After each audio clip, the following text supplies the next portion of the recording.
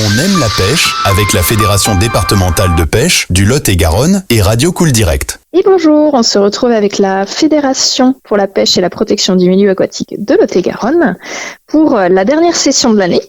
Donc la dernière session avant 2026. Petite news à venir. Sachez que les cartes de pêche 2026 seront en vente dès demain. Donc le mercredi 17 décembre, donc directement sur internet, sur le site www.cartedepêche.fr, et vous pouvez également les retrouver directement donc chez vos dépositaires. Donc si vous cherchez le listing, soit ils sont sur la carte dépliante, soit sur notre site internet www.pêche47.com.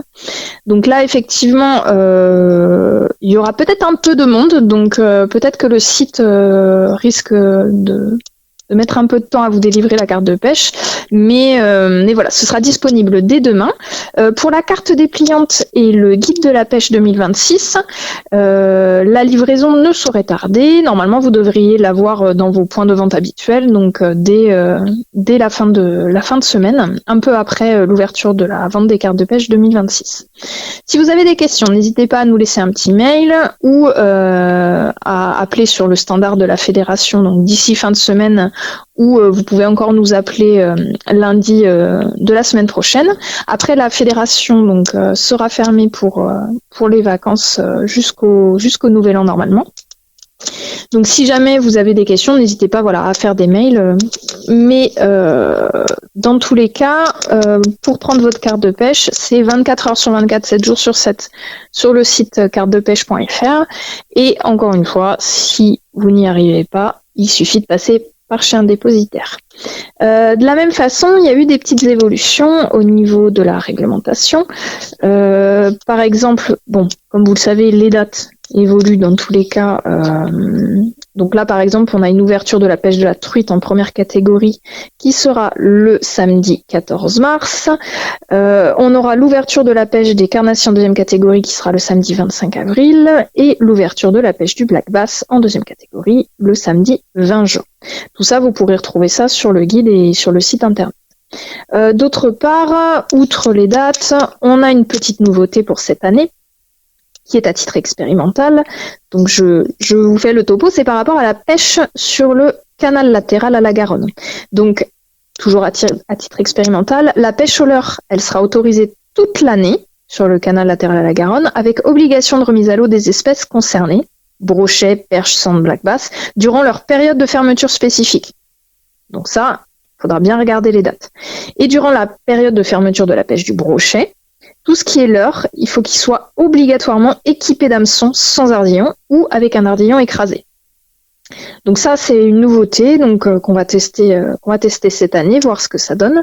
De la même façon, et ça, c'est rentré dans les mœurs, on va dire, au niveau des quotas d'espèces, on est toujours sur un nombre de prises qui est limité à 6 truites et 3 carnassiers, dont 2 brochets maximum par jour et par pêcheur. Donc il y a certaines espèces, comme d'habitude, qui sont soumises à une taille légale. Donc ça, vous pouvez retrouver ça sur le guide et le site internet. Et pour information, on a aussi, pour ceux qui ne s'en rappelleraient pas forcément, on a le cas des plans d'eau mitoyens, donc entre le 47 et le 24, donc entre le Lot-et-Garonne et la Dordogne.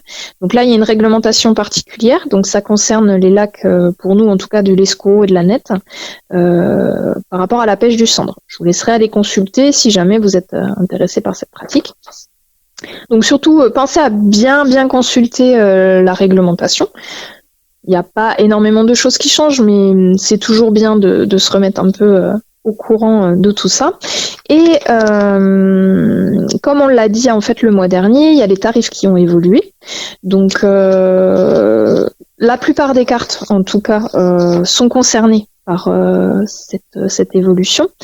Comme je vous l'expliquais le mois dernier, donc nous on répercute juste des décisions qui sont prises à l'échelon national. Du coup, les tarifs des cartes de pêche, ils ont évolué pour l'année prochaine entre 50 centimes pour la carte hebdomadaire jusqu'à 1 à 2 euros pour certaines autres cartes, sachant que la carte journée, elle reste au même tarif. On a le premier semestre qui est à 20 euros et le deuxième semestre qui est à 10 euros.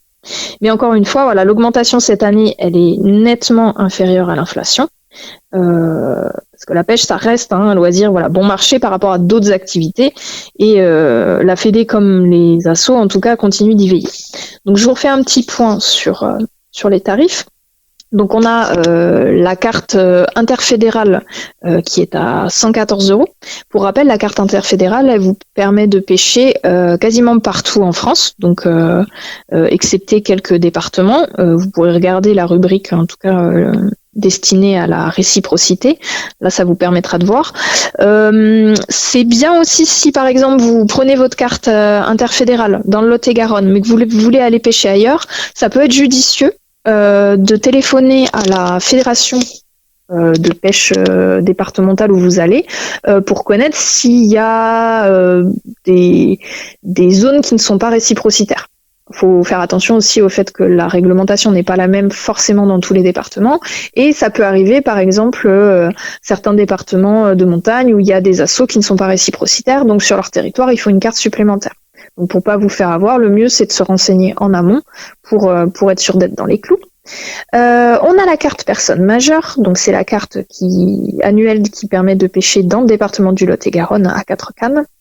Elle est à 87 €. Si jamais vous avez pris cette carte personne majeure et que dans l'année ça vous intéresse de pêcher dans un autre département, vous pourrez toujours rajouter la vignette Club Halieutique. C'est une vignette qui est à 40 € et qui vous permettra, comme je vous le disais, de pêcher quasiment partout en France. Ensuite, on a la carte découverte femme à 42 € qui permet de pêcher donc quasiment partout à une canne max. On a 2 cartes enfants. On a la carte personne mineure, donc à 27 € à 4 cannes, et la carte découverte enfant qui est à 8 €, annuelle aussi, mais qui permet de pêcher à une seule canne. Ensuite, on a des cartes un petit peu différentes. Donc, il y a la carte hebdomadaire, qui, comme l'indique le nom, permet de pêcher sur une semaine à 36,50 €. Donc, elle est valable 7 jours consécutifs. Donc, faites bien attention quand vous la prenez à bien sélectionner la date de début.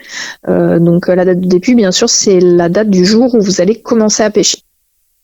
Et ensuite, comme je vous l'expliquais tout à l'heure, la carte journalière, donc qui est à 20 ou 10 € selon la période. Donc tout ça, vous retrouverez ces informations sur le site cartedepêche.fr ou, comme je vous l'expliquais, sur nos réseaux habituels. Certains d'entre vous se posent la question, la carte de pêche, à quoi elle sert? Ce qui est totalement compréhensible puisque on n'a pas forcément vision sur tout. Je sais qu'il y en a certains qui disent qu'elle est très chère, ce genre de choses, mais vous n'êtes pas sans savoir que voilà, on répercute les décisions nationales et derrière la carte, elle est obligatoire parce qu'elle vous permet d'accéder aux zones de pêche, parce que tout ce qui est droit de pêche, en fait, berges, rives, etc., ça appartient à l'État pour tout ce qui est fleuves et canaux navigables, soit à des propriétaires riverains. Donc, par exemple, les rivières, lacs, étangs, etc. Et les associations, elles louent ce droit de pêche pour permettre aux pêcheurs de pratiquer leur loisir. Donc, il y a une partie de la carte qui permet donc cette location, je mets des guillemets.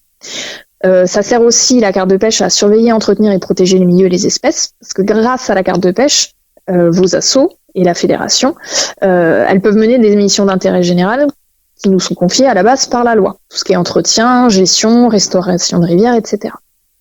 Et la carte de pêche, c'est aussi un moyen d'informer les publics et, mine de rien, d'animer vos territoires. Parce qu'elle permet de garantir le fonctionnement d'un réseau d'information, d'animation et de surveillance sur la totalité du territoire français. On a tous la même base, en tout cas, là-dessus. Et par rapport à ce que finance la carte de pêche, ça comprend 3 éléments. Il y a une cotisation pêche milieu aquatique, la CPMA, qui est gérée par la Fédération nationale, qui, elle, la redistribue quasi intégralement aux structures du réseau associatif de la pêche pour soutenir leur structuration et leur action. Et on a aussi des cotisations statutaires, qui sont propres à chaque fédération départementale et à chaque asso, qui, elles, donc nous, les utilisons à des fins de fonctionnement et de financement de projets. Donc on en parlait tout à l'heure, restauration de rivières, alvinage, entretien, etc. Et il y a aussi la redevance milieu aquatique, ce qu'on appelle la RMA. Elle est reversée à l'agence de l'eau, à laquelle est rattaché le département où a été effectué l'achat de la carte de pêche. Si vous la prenez dans le 47, la RMA, elle est reversée à l'agence de l'eau dont on dépend. Et dans le cadre de la politique de l'eau, les agences, elles soutiennent financièrement les actions qui sont menées par le réseau associatif de la pêche de loisirs. Par exemple, tout ce qui est études, etc.